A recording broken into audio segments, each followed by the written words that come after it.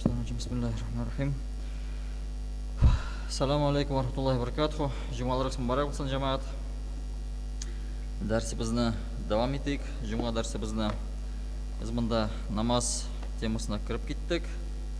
Ham shu namaz temasini davam etamiz Alloh bersa. Elhamdülillahi rabbil alamin ve salatu vesselamu ala rasulina Muhammedin ve ala alihi ve ashabihi ecmaîn. Rabbi şrah li sadri ve yessir li emri ve ahlul uqdatan min lisani yefqahu qawli.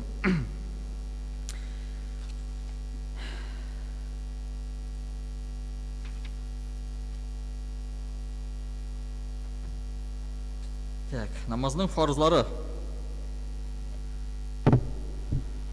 Namazning farzlari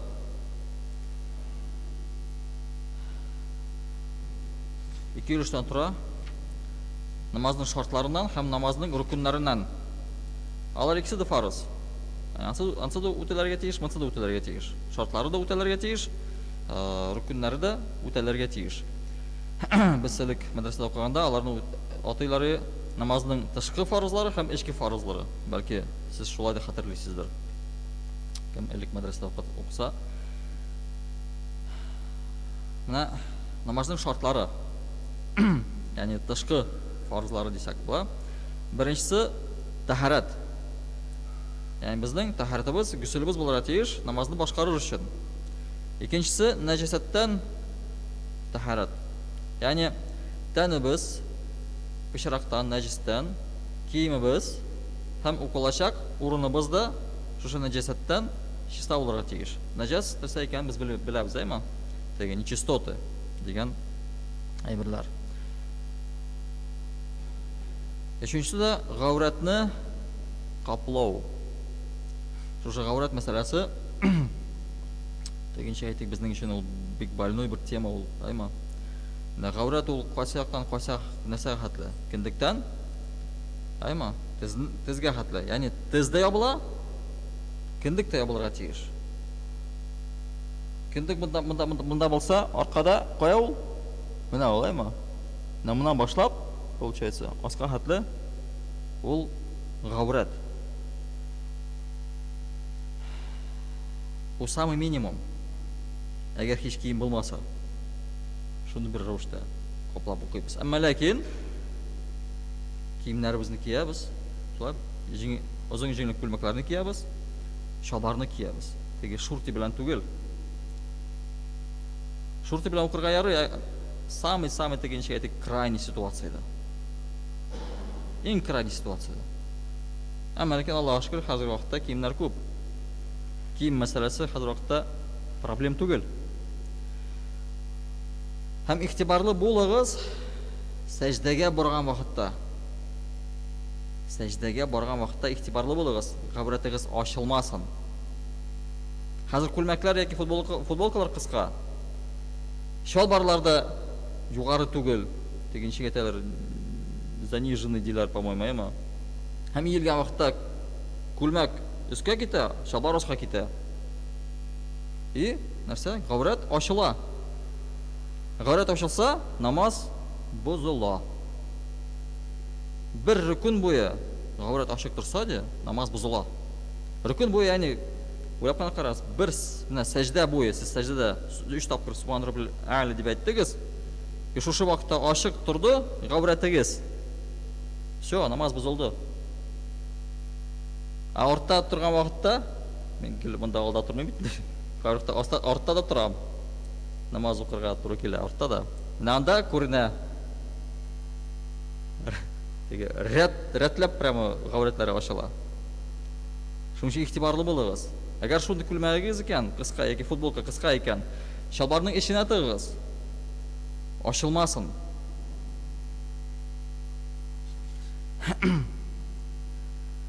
Ham to'rtinchisi qibla. Ya'ni biz namozni o'qiymiz qiblaga qarab. Qibla u narsa qaysi yoq? Ka'batulloh, aymi? Makka shahrida Masjidul Haram ishidagi Ka'batulloh. Shu dunyoda Allohga ibodat qilish uchun eng birinchi ibodat qiluv o'rni, yurti. Beshinchisi de vaqt. Яғни вақыт кіру шарт намазынан.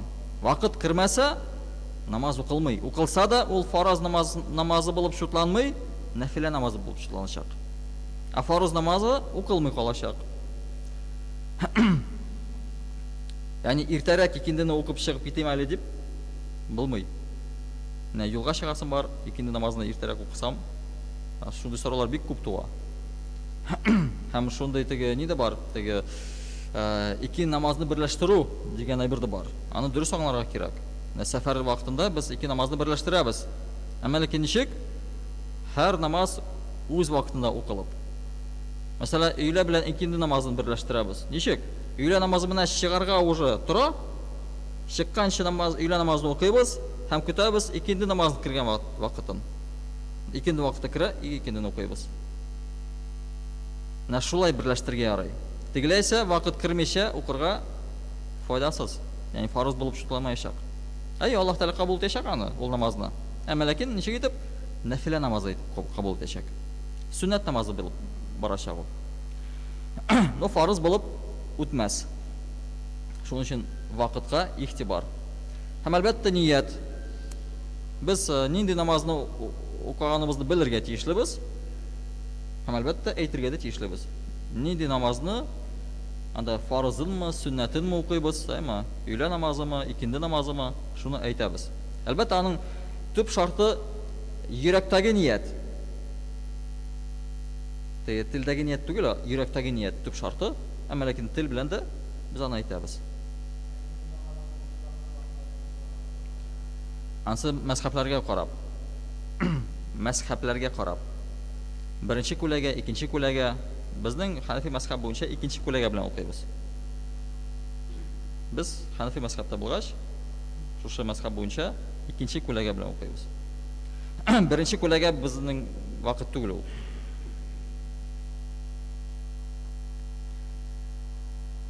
Һәм килместек менә намазның рөкүннәре. Бу намазның эштәге фарызлары. Нинди? Беренчесе такбир тәхрим. Беренче такбир. Хәтерлибез, әйме? Ният иттек тә, нишлибез? Аллаһу акбар дип, кулларыбызны күтәрәбез. Шушы такбир тәхрим, харам тәхрим. Харам такбир, яғни шушы такбирдан соң бүтән эшләр тыела. Ашау, эчү, йөрү, сөйләшү кебек эшләр тыела, харам була. Шуның өчен ул такбир тәхрим дип аталады. Харам такбир. Яғни без дөньяны ташлыйбыз шушы такбир белән. Всё, дөньядан аерылабыз. Аллаһ каршысына басабыз. Һәм аңа гына гыйбадат кылабыз. Һәм безнең башыбызда бер инде уй да булырга тиеш түгел. Намазда бар тик намаз. Всё.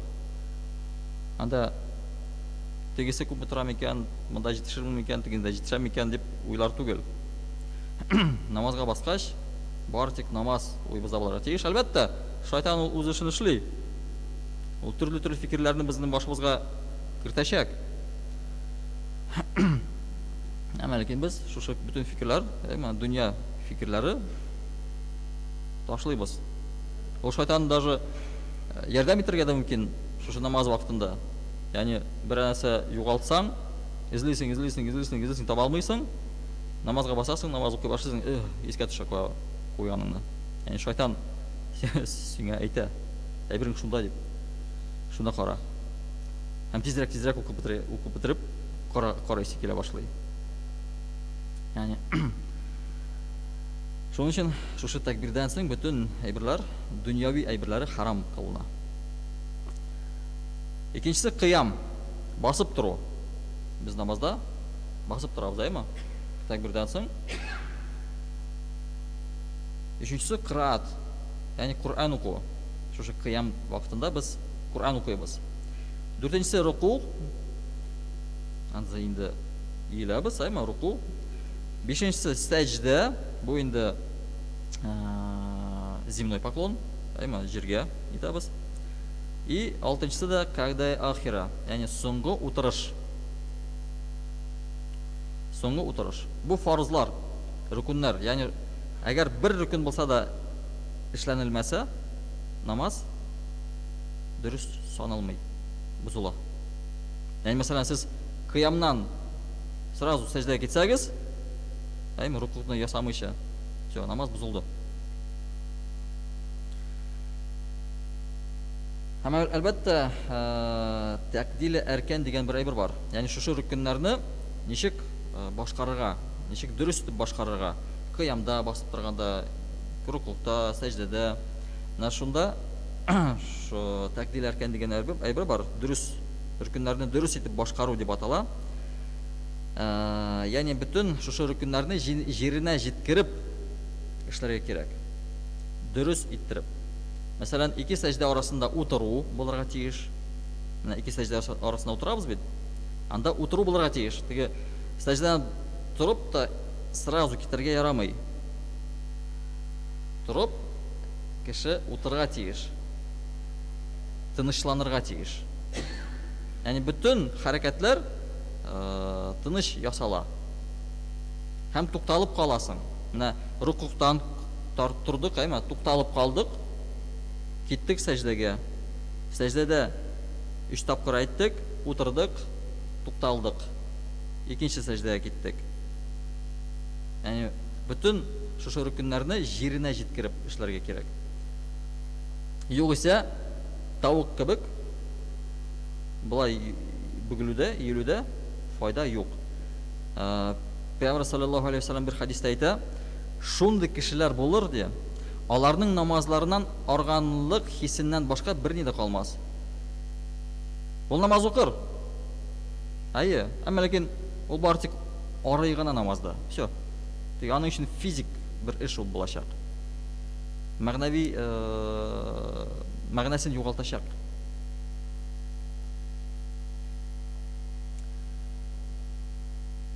Һәм башка бер хадистә әйтелә, Пәйгамбер әйтте, каракның иң начары үзенең намазыннан урлап ала торганы. Каракның иң начары, карак кем ул? Урлаучы, әйме? Каракның иң начары үзенең намазыннан урлап ала торганы. Ягъни ул үзенең намазын урлый. Шулай итеп намазны уку, бу үзенең намазыңны урлау кебек. Ягъни югалту. Файданы югалту. Сен укыйсың намазны, иләсең, бүгеләсең, иләсең, бүгеләсең. Әмма ләкин файдасы нәрсәдә кала? Файдасы калмый. Һәм намазның ваҗипләре. Беренчедә фарыз намазының беренче 2 рәкатендә Фатиха сүрәсен уку. Без Фатиха сүрәсен укыйбыз бит, намазда. Беренче 2 рәкатта, беренче һәм икенче рәкатта Фатиха сүрәсен уку ваҗиб санала. Икенчесе, фарыз намазларының беренче 2 рәкатендә витр, сөннәт һәм нафил намазларының һәр рәкатендә Фатиха сүрәсеннән соң башка бер сүрә яки 3 кыска аят яисә бер озын аят уку. Ягъни Фатихадан соң аятны укыйбыз. Фарыз намазларында, витр ваҗиб намазларында 3 рәкатта да. Һәм нафил намазларында беренче 2 нафил намазларында да укыла. Өченчесе, бүтән сүрә яки 2 аят алдыннан Фатиха сүрәсен уку. Инде Фатиха сүрәсе бу ни, кабатлау инде. Бүтән сүрә яки аят алдыннан Фатиха сүрәсен уку. Без рәкатларда Фатиханы башта укыйбыз. Бер аятны укыганча. Башта Фатиха укыла. Соннан сәҗдәдә маңгай белән бергә борынны да идәнгә тидерү. Сәҗдәдә безнең маңгайыбыз тия һәм борын тия. Бу ваҗиб.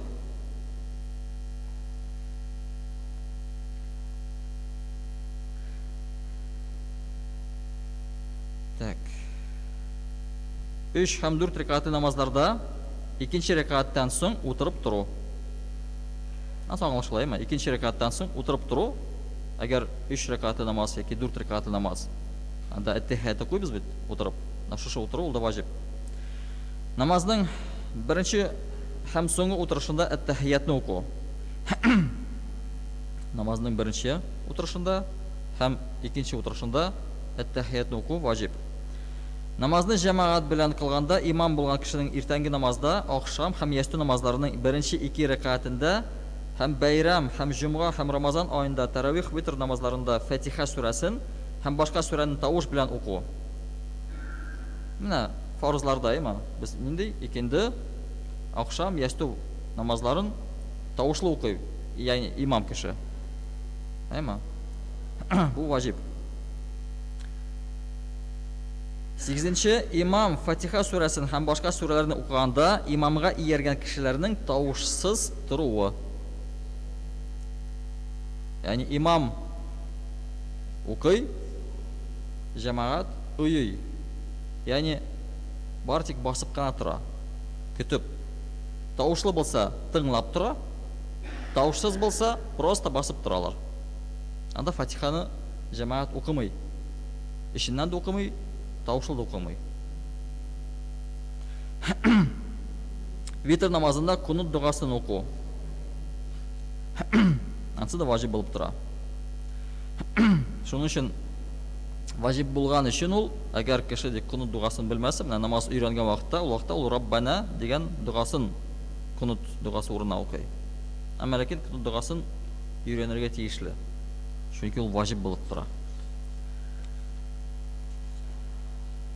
Һәм әлбәттә менә әйткәнебез кебек, рөкүннәрне җиренә җиткереп башкару. Шушы тәкъдилә әркән дип әйттек бит, әйме? Бүтән рөкүннәрне, ягъни басып тору, иелеп, иелгәннән соң баскач тәзрәк торып, ике сәҗдә арасында утырып туру, бу да ваҗиб булып санала. Ягъни аларны без җиренә җиткереп эшләргә тиешлебез. Ул ваҗиб. Намаз соңында сәлам бирү. Намазда хаталар булса сәһү сәҗдә кылу. Нинди хаталар? Фарызлар яки ваҗиблар соңарып башкарылса яки шираты булмаса. Мәсәлән, фарызларны үтәдек, әмма ләкин ширатсыз үтәдек. Мәсәлән, кыратта торганнан соң сез сәҗдәгә киттегез сразу, искә төште, бастыгыз, руку ясыйсыз. Әйме? Шират буталды. Ваҗибларның берсе онытылып, төшереп калдырылса, менә хәзер әйтеп киткән ваҗиблар, әйме? Алар онытылып калса, яки намазга намаз хәрәкәтләреннән артык хәрәкәт кушылган булса, ул вакытта сәһү сәҗдәсе кылына. То есть хатаны төзәтер өчен сәҗдә.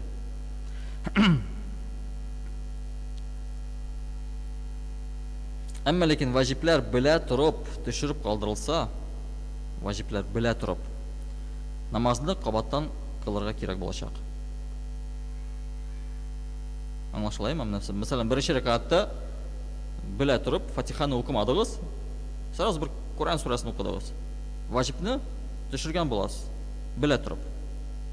Ул вакытта намазны кабаттан уку кирәк.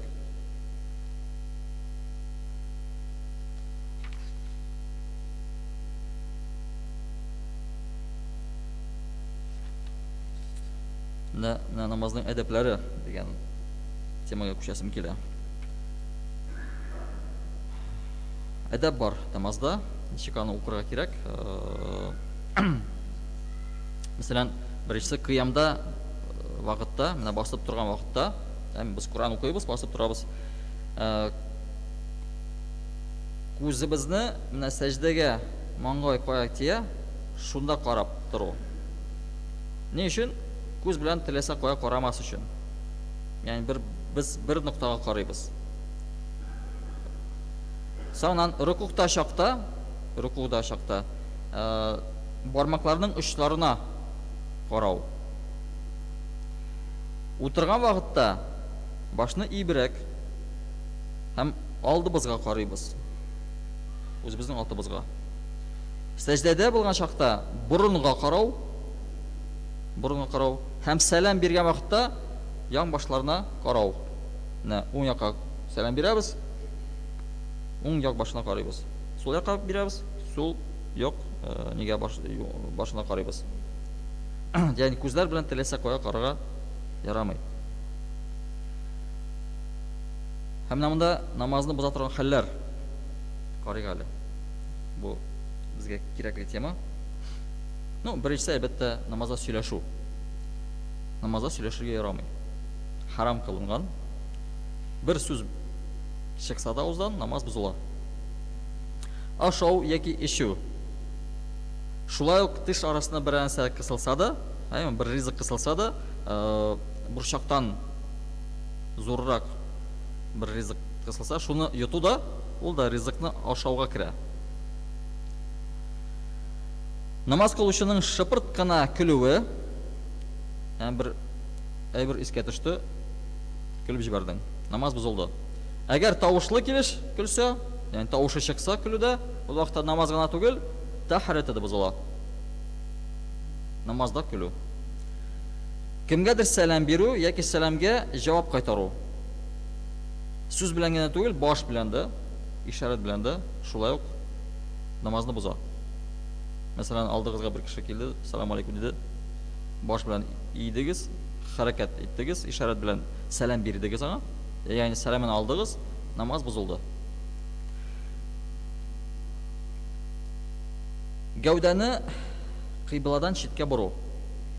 Без беләбез, кыйбла була икәнен, безнең монда билгеле. Әмма ләкин без гәүдәне икенче якка борсак, шулай ук намазны боза. Ул теге башка җирдә, мәсәлән, син белмисең кыйбла кая икән, монда примерно аласың да укыйсың. Вот билгеле булган җирдә, кыйбла мәчетләрдә, мәсәлән, монда билгеле. Һәм башка җиргә юнәлеп намаз уку, ул намазны бозачак. Дөньяви сәбәпләрдән яки авыртудан елау. Дөньяви сәбәпләрдән. Нәрсәдер югалттык, кемдер үлде, якыныбыз. Дөньяви сәбәптән елау яки авыртудан елау. Ул вакытта намазны боза.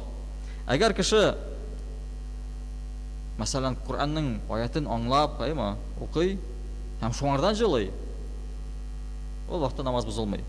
Яки һич шундый шидарлык түгел, менә авыртулар була, кешенең.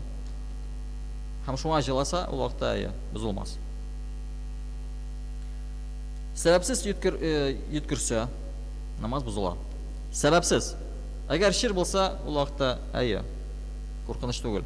Әмма ләкин кешенең гадәт икән, бар шундай, гадәт дип торалар. Ул вакытта все, намаз бозыла. Ягъни ул үзен ничектер тыярга тиеш. Шушы гадәтне бетерергә тиеш үзендә. Намазга хас булмаган хәрәкәтләр. Анда түбәтәйне әйбәтләп кую, шалбарны күтәреп сәҗдәгә китү, яки башка бер кашыну кебек хәрәкәтләр, ул намазга хас хәрәкәтләр түгел. 3тән артык хәрәкәт, 3 тапкыр шушы ясалган хәрәкәт уже намазны боза. Шуның өчен кашына икән, әзрәк түзеп торыгыз. Коръәннең мәгънәсе үзгәртерлек итеп ялгыш уку. Мәгънәсе үзгәрә икән, аятны ничектер үзгәрттек, яки сүзләрне алмаштырдык, аятның мәгънәсе үзгәрде. Ул вакытта намаз да бозыла. Аятларны мусхафтан карап уку, ягъни Коръәннән карап уку. Мәсәлән, алдыгызга Коръән куйдыгыз, ягъни яныгызга, һәм шуннан карап уку, намаз кылырга шулай ук ярамый. Намазны укыйбыз яттан белгән аятлар белән. Китаптан укып намаз бозыла. Әлбәттә, тәһарәт бозылса, шулай ук намаз бозыла. Тәмим алган кеше су күрсә, шулай ук мәсехнең вакыты чыкса. Мәсәлән, кеше тәмим алды, һәм намаз укыган вакытта ул су күрде. Яки яңгыр башланды. Все. Демәк, аның тәмим бозылды, бу тәмим бозылгач намазы да бозыла. Иртәнге намазны укыганда кояш чыкса, карыйсыз, вакыт 1-2 минут калды, намазга, иртәнге намазга бастыгыз, һәм күрәсез, намаз укыган вакытта кояш чыга башлады. Кояшның нуры күзегезгә бәрелде. Все. Намазны туктатасыз. Намаз уже бозылды. Ирләр белән хатыннар бер сафта торып намаз уку. Ул да намазны боза. Араларында бер әйбер булырга тиеш, пәрдә булырга тиеш. Ул вакытта гына намаз бозылмас. Теге бер рәттә булса да, араларында пәрдә булса, намаз бұзылмас. Егер пәрде болмаса, ол вақытта намаз бұзыла.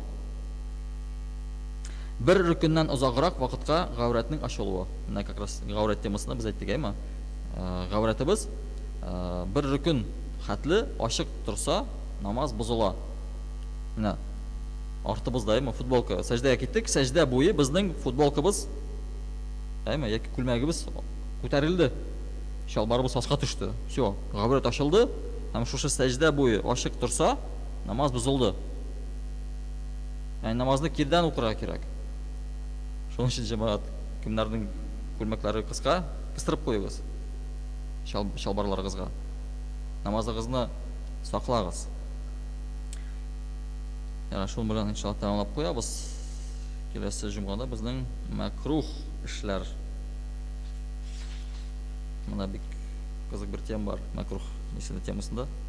Иншалла киләсе җомгада әйтербез. Ва ахиру дәъвана анил хамдулиллаһи раббил аламин.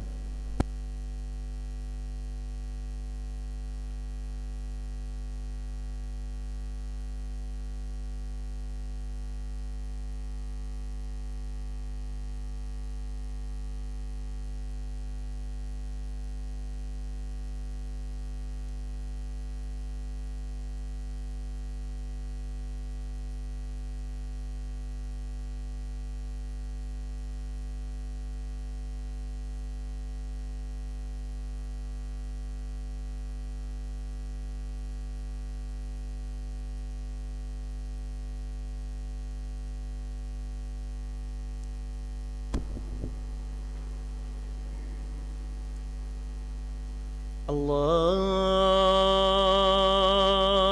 أكبر الله أكبر الله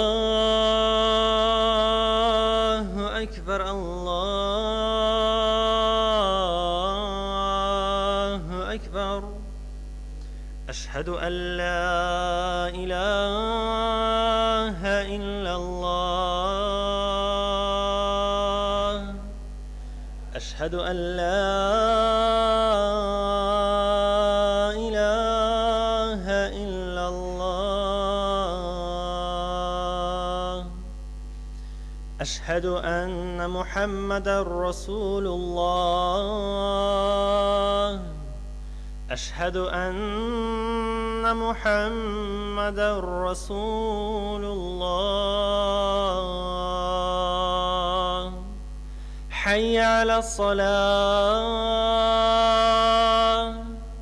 حي على الصلاة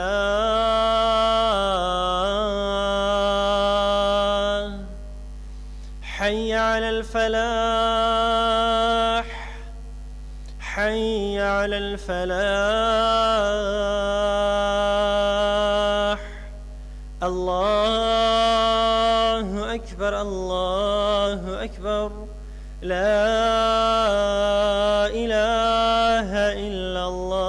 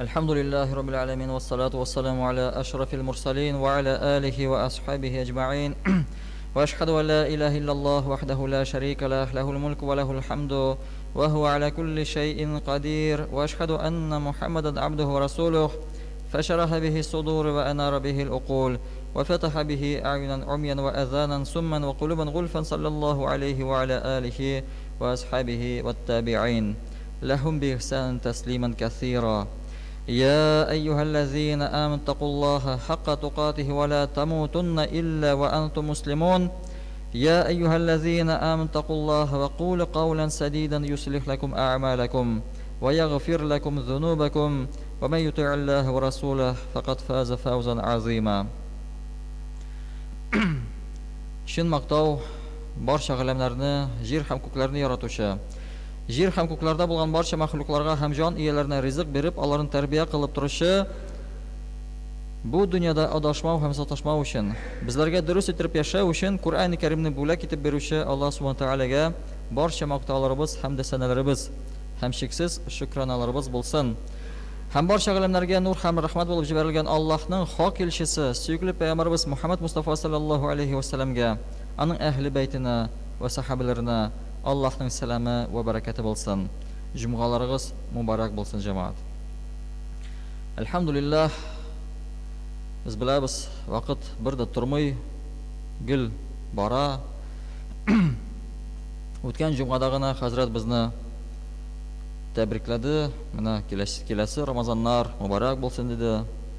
Хәзер инде Рамазанның 5нче көне.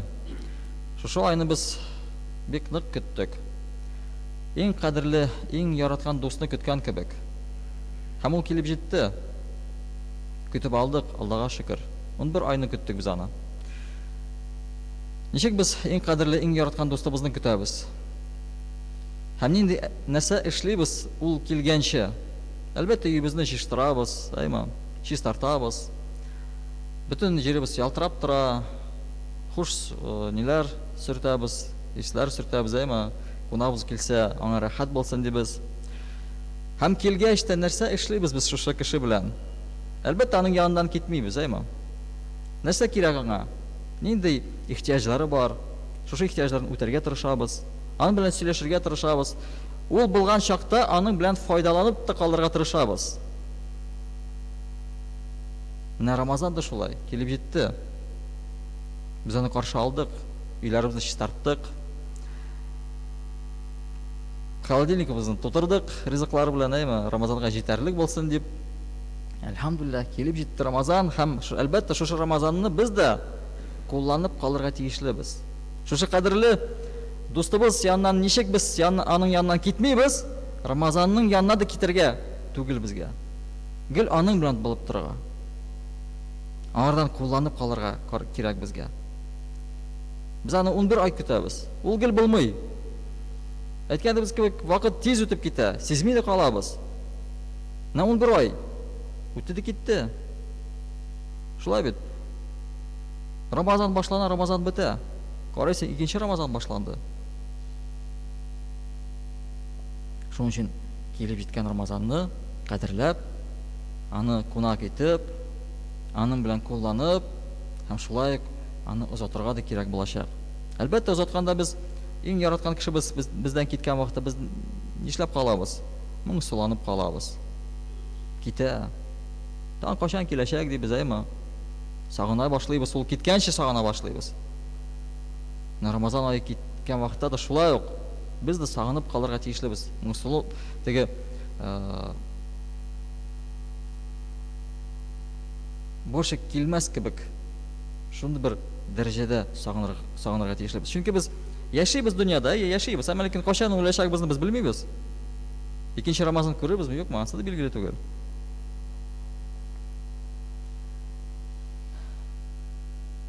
Һәм әлбәттә, кемгәдер авыр да килергә мөмкин шушы Рамазан ае. Бөтен кешегә ул җиңел килми, Бар кешеләр аларга авыр килә. 30 көн аш йөрергә, хәл бетә, әлбәттә, авырдыр. Әмма ләкин Аллаһ Тәгалә әйтә, Бакара сурасында, Нәстәгъүз билләһ, ла юкаллифуллаһу нафсан илля вус'аһа. Ягъни Аллаһ Тәала һич кемне көче җитмәгән эш белән йөкләмәс. Мәгәр көче җиткән эш белән генә йөкләр. Ураза тоту чынлыкта карасак авыр түгелдер. Безнең гадәтебез генә бар. Нинди гадәт? Күп ашау гадәтебез бар. Шуны җиңсәк, беренче 2 көндә калган Рамазан сизелмәйде. Ачлык хисе килмәйде. Һәм әлбәттә менә Аллаһ Тәала әйтә, беркемгә дә йөкләмәс дип күтәрелмәгән авырлыкларны әйме. Чынлыкта да Аллаһ Тәала безгә нинди кыенлыклар, нинди авырлыклар, нинди имтиханнар бирә, без күтәрерлек хәтлегенә бирә. Артыгын бирми безгә. Көчебез күпмәгә җитә, шул хәтлеген генә бирә. Әгәр күп бирә икән, димәк ки без көчлебез. Шуңа сөйнәсе генә бар.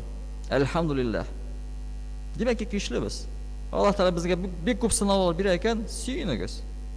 Аллаһ Тәала иң яраткан бәндәсенә иң күп имтихан бирәчәк. Иң авыр имтиханны бирәчәк үз яраткан бәндәсенә. Рамазан да безнең өчен авыр түгелдер. Аклануларны без изләмик. Менә минем эшем авыр, минем тегеләй, минем булай. Әйе, эш тә авыр булырга мөмкин. Кызу көннәрдә булырга мөмкин. Әмма ләкин аны бөтен өстендә кичереп була. Һәм әлбәттә бар шундый җиңеллекләр, кемнәр хаста, әйме, кемнәр сәфәри, алар урда тотмасалар да санан каза кылырлар. Аллаһ Тәала чөнки бездән авыр эшләрне сорамый. Әгәр бер авырлык бар икән, бер кыенлык бар икән, казага калдырга рөхсәт ителә. Рөхсәт ителә. Әмма ләкин әгәр безнең көчебез бар икән, без тоталабыз икән, аны тотып калырга тиешлебез. Ул бар тик 30 көн генә. Бу ел безнең 29 көн. Нәрсә ул 29 көн? Үтә дә китә. Безнең гомеребез дә үтә. Менә артка карагыз әле, ничә ел үтте сезнең? Кемнеңдер 40, кемнеңдер 60, кемнеңдер 80 ел үтте. Монда 29 көн. Һәм әлбәттә, Пәйгамбер әйтте, Рамазан айы сабырлык айыдыр. Һәм без шушы сабырлыкны күрсәтергә тиешлебез Рамазан айында. Бүтән яктан. Аш казан өчен генә түгел ул Рамазан айы. Бүтән гәүдә өчен Рамазан айы безнең. Телебез өчен, колакларыбыз өчен, күзләребез өчен. Әгәр бар шундый бер гадәт, кеше кабырыкта сүгенеп тә алаймы? Шушы Рамазан айы аның өчен форсат. Шушы гадәттән арынырга. Әгәр бар икән кеше тәмәке тарта, аның өчен Рамазан айы форсат. Тәмәкене ташларга. Бүтән яктан Рамазан айы безнең өчен форсат. Форсат яхшы кешегә әверелер өчен. Бүтән начарлыклардан арыныр өчен. Рамазан айы безнең өчен бик зур бер форсат. Һәм шушы форсатны без кулыбыздан ычкындырмыйк, җәмәгать. Гел бирелми ул. Бик әз бирелә андый форсатлар. Һәм әлбәттә шушы Рамазан айында күп иттереп хәерле эшләрне эшләп калыйк. Хәерле эшләрне, изге эшләрне эшләп калыйк. Кешеләргә ярдәм итик. Сүз белән ярдәм итик. Исәнләшик. Сәламнарны бирик. Сәлам бирү үзенә бер гыйбадәттер ул. Шушы гыйбадәтләрне күбрәк ясыйк. Садакаларыбызны бирик. Бәлки мохтаҗлар бар. Аларга ярдәм итик. Рамазан айында Аллаһ Тәала күпкә тапкыр саваплар бирә. Һәр бер изге эш өчен. Башка айларда Аллаһ Тәала бер изге эш өчен 10 савап бирә. Бер савап түгел, 10 савап бирә. Рамазан айында ул тагын да тапкырлана. Тагын да күбрәк бирә Аллаһ Тәала. Яни Рамазан ай бәрәкәтле бер ай.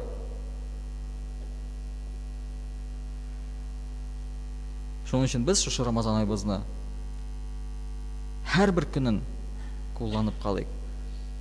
Һәм әлбәттә соңгы 10 көнне онытмыйк. Соңгы 10 көнендә bir кичә яшерелгән, әйме? Кадер кичәсе. Кайсы көнендә билгеле түгел. Аллаһ Тәгаләне махсус итеп яшереп куйган, белмәсеннәр, изләсеннәр дип. Яни изләсеннәр дигән вакытта көндә гыйбадат кылсыннар дип. Уйлап кына кара, шушы bir кичәдә кеше гыйбадат кылса, bir кичәдә. Хәзерге кичә күпме ул? 2 сәгатьме? Сәгать ярыммы? 2 сәгать дип алыйк, әйме? 2 сәгатьне, шушы 2 сәгатьне bir кичәдә кеше гыйбадат кылса, 80 ел, да, 83 ел, по-моему. Да, 83 ел приблизительно, әйме, гыйбадат кылган кебек Аллаһ Тәгалә савап бирә.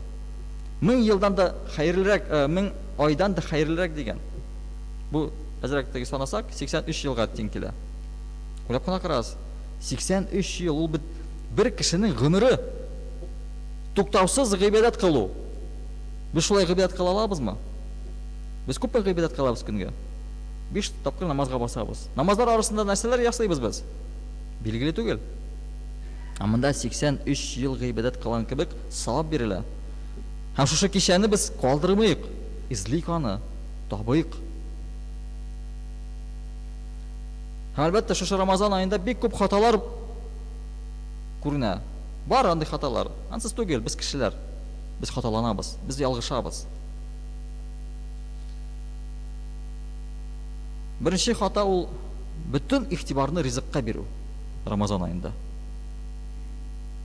Бүтән игътибарны ризыкка бирү. Бу зур бер хата. Тик күбрәк ашарга, ашап калырга, ифтарда күбрәк ашарга, сәхәрдә күбрәк ашарга кеше тырыша. Нәрсә ашарым микән? Бүтән игътибары аның Рамазан буе шушы ризыкта гына кала. Гыйбадатта вакыты әз кала. Аллаһ Тәгалә Рамазанны ни өчен безгә бирде? Ачлыкны хис итер өчен. Кирәк түгел аш казаны тутырырга ризык белән. Bir тәрилкә аш та җитә. Ифтарда да, сәхәрдә дә. Кеше bir тәрилкә белән дә туена. Әлхәмдүлиллаһ. Шуның өчен biz дә шулай итик. Игътибарыбызны ризыкка түгел, гыйбадәткә бирик. Нихәтлек күп ашасаң, сәхәрдә барбыр. Иртән торасың буш аш казан белән. Бар ул уже буш булачак иртәнге якта. Аны хоть әллә нәрсә эшлә, хоть әллә нәрсә тутырганда. Барбыр иртән торасың, аш казан буш. Син көне буе шул буш аш казан белән йөрисең. Хоть bir тәрилкә ашадыңмы, 3 тәрилкә ашадыңмы? Разница юк. Шуның өчен ризыкка игътибар бирмәгез ул хәтле күп итеп. Гыйбадәткә бирегез игътибарыгызны.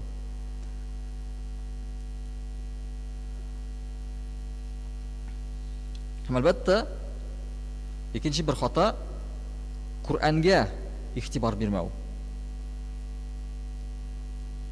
Рамазан айы ул Куран айы. Без Куранны шушы Рамазан айында тагын да күбрәк укырга тырышырга тиешлебез. Аның мәгънәсен, аның гарәпчәсен. Аллаһ Тәгалә шушы Рамазан айында Куранны иңдерә башлады. Шуны истә тотыйк, җәмәгать. Һәм Куранны безне күбәйтик, ягъни укуны күбәйтик. Күбрәк укырга тырышыйк Куранны безне. Шушы вакыттан ничектер шушы ялгышлыктан ераграк китик. Куранга якынайык. Һәм әлбәттә, өченче бер хата ул да вакытны исраф итү, бушка кичерү. Шушы Рамазан айында.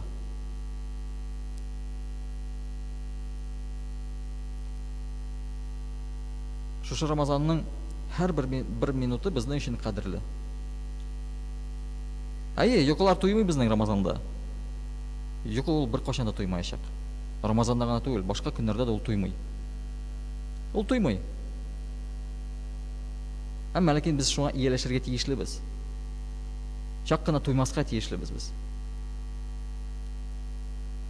Көндез кайлүлә дигән сөннәтне үтәгез. Көндез менә өйлә вакытка хатлы, өйлә намазына вакытына хатлы ярты саат яки өйләдән соң һич булмаса бер ярты саат ятып алу. Ул сөннәттер. Qaylula deb atala. Payg'ambar rasul sunnati o'taydi. Ya'ni shu vaqtda yarti soat 4 soatlik tungi uyqu kebek. Yarti soatdan yotib olasan kunduz. Shu yarti soat 4 soatga teng bo'la. Tungi uyquna. Shuna iyalashtirasiz o'zingizni.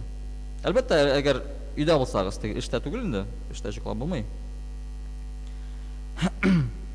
Chunki Alloh subhanahu va taolo Baqara surasida aytadi, "Astagfirullah, ayyaman ma'dudat", uraza sanavli kunlar de. Sanavli. Tigi bita turgan kunlar. Bu Allohning bir qo'shanda qaytarib bo'lmaydi. Bir Ramazonning bir kuni o'tib ketdimi, всё. Bu ketdi sendan. Tanishigani qaytarashaqsan. Kelasi Ramazon kelashakmi, yo'qmi, aslida bilmaymiz biz. Shuning uchun Ramazonning har bir kunin qadrlab tutdik. Alloh subhanahu va taolo qiyomat kunida tutgan ro'zalarimiz, o'qigan namozlarimiz uchun shodlanishib, ar-Rayyan eshiklaridan Alloh taolo o'zi va'da etgan jannatlarga kirishga nasib aylasin baribizga da.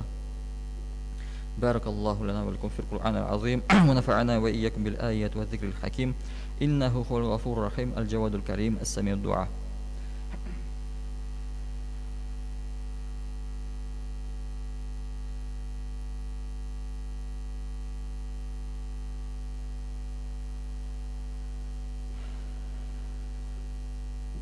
الحمد لله نحمده ونستعينه ونستغفره ونؤمن به ونتوكل عليه ونعوذ بالله من شرور أنفسنا ومن سيئات أعمالنا من يهده الله فلا مضل له ومن يضلل فلا هادي له وأشهد أن لا إله إلا الله وأشهد أن محمدا عبده ورسوله إن الله وملائكته يصلون على النبي يا أيها الذين آمنوا صلوا عليه وسلموا تسليما اللهم صل على محمد وعلى آل محمد بعدد من صلى وصام اللهم صل على محمد وعلى آل محمد بعدد من قعد وقام صل وسلم عليه وعلى جميع الأنبياء والمرسلين وعلى ملائكتك المقربين وعلى طاعتك أجمعين من أهل السماوات والأرضين وارحمنا واحشرنا برحمتك يا أرحم الراحمين وأقم الصلاة.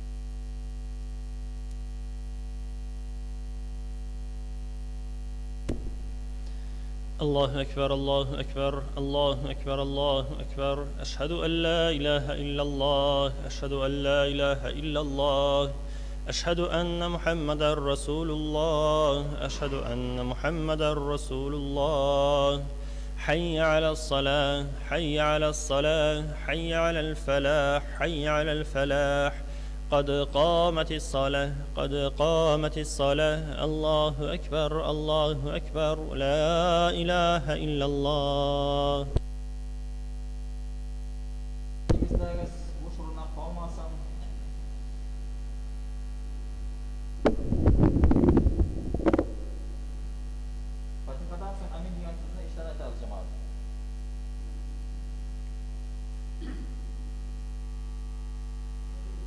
الله أكبر.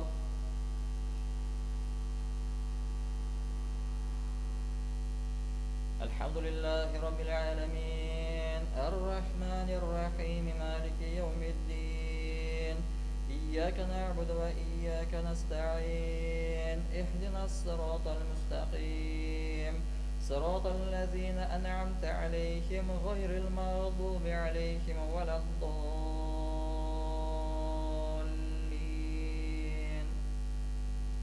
يا أيها الذين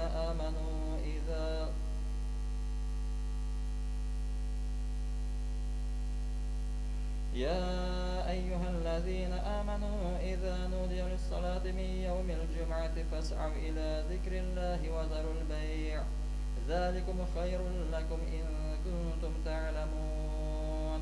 فإذا قضيت الصلاة فانتشروا في الأرض وابتغوا من فضل الله واذكروا الله كثيرا لعلكم تفلحون وإذا رأوا تجارة أو لهوا انفضوا إليها وتركوك قائما قل ما عند الله خير من اللهو ومن التجارة والله خير الرازقين. الله أكبر.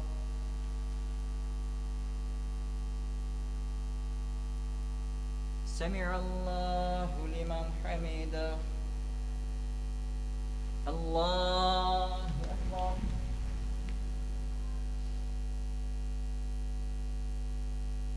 الله أكبر.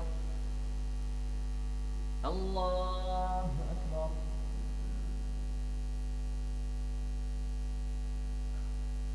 الله أكبر. الحمد لله رب العالمين الرحمن الرحيم مالك يوم الدين إياك نعبد وإياك نستعين اهدنا الصراط المستقيم صراط الذين أنعمت عليهم غير المغضوب عليهم ولا الضالين.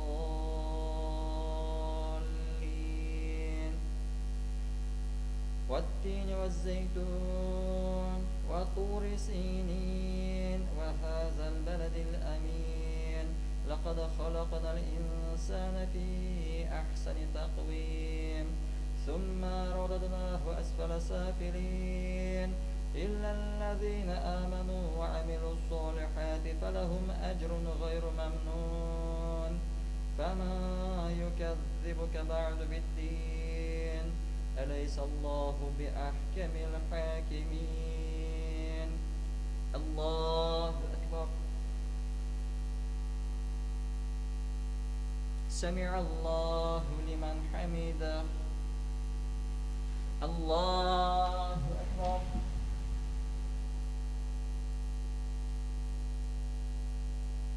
الله أكبر. الله أكبر.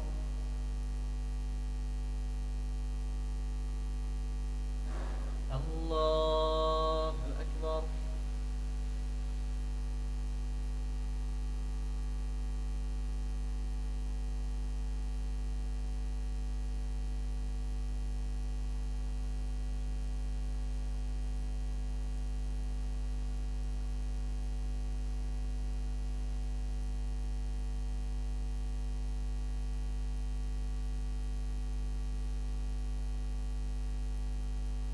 السلام عليكم ورحمة الله. السلام عليكم ورحمة الله.